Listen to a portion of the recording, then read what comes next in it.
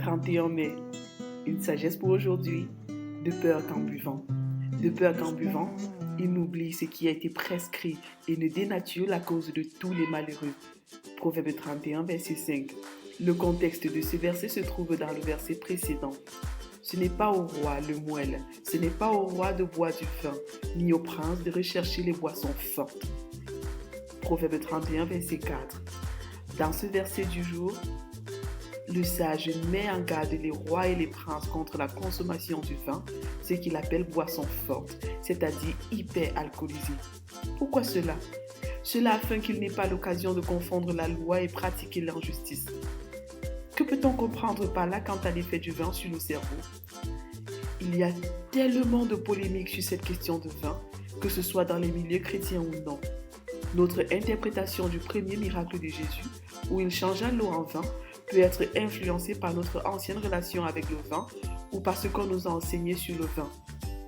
Noé est connu comme étant le premier consommateur de vin dans la Bible. Cela a très mal tourné puisqu'il a maudit son petit-fils Canaan après s'être réveillé de son vin. Genèse 9, versets 20 à 25. Après le feu de gloire de l'Éternel dans Lévitique 9 pour marquer son approbation, ce qui a provoqué la joie du peuple, c'est le feu du jugement dans Lévitique 10 pour marquer son indignation, ce qui a provoqué le deuil suite au décès de Nadab et Abihu. C'est juste après ce drame que Dieu prescrivit aux sacrificateurs par Aaron de ne prendre ni vin ni liqueur quand ils entreront dans la tente de rencontre, afin de ne pas confondre ce qui est saint de ce qui est profane, ce qui est pur de ce qui est impur, et en mourir. La famille des Récabites ne buvait pas de vin et Dieu l'utilisa comme modèle à imiter. Jérémie 35. Ce qui démontre que le fait de ne pas prendre de vin du tout n'est pas néfaste pour la santé. Au contraire, elle évite toute éventuelle dépendance et prépare pour une vie de dépendance exclusive au Seigneur. Après le tabac, le vin est l'une des principales causes de cancer dans le monde. Il est scientifiquement prouvé que son impact est très négatif sur le cerveau. C'est pourquoi le vin est fortement déconseillé aux femmes enceintes, même à faible dose, parce que son effet, très dommageable pour le cerveau du tout petit, peut être irréversible dans son développement. Les scientifiques appellent cette maladie le syndrome d'alcoolisme fœtal.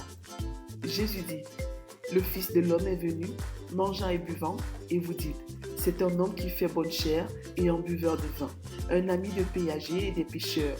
Mais la sagesse a été justifiée par tous ses enfants.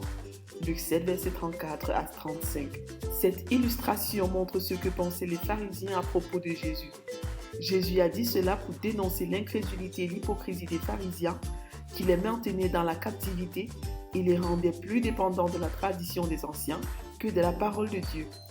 Vérité, Jésus-Christ seul, justifié, affranchi de toute forme de dépendance quiconque croit en lui. Application. Renoncer à faire du vin ou de quoi que ce soit d'autre une idole dans ma vie. Je crois que mon véritable besoin, ce n'est pas le vin ou quoi que ce soit d'autre, mais Jésus. Mise en garde. Ne vous enivrez pas de vin, c'est de la débauche, mais soyez remplis de l'esprit. Éphésiens 5, verset 18. Prions ensemble. Seigneur Jésus, je crois que tu es mort à la croix pour tous mes péchés et que tu es ressuscité pour mon salut. Merci de m'avoir affranchi du vin et de toute forme de dépendance. Au nom de Jésus, Amen. Lecture pour aujourd'hui. Psaume 145 à 150, Proverbe 31, Job 19 à 21. Vous êtes bénis.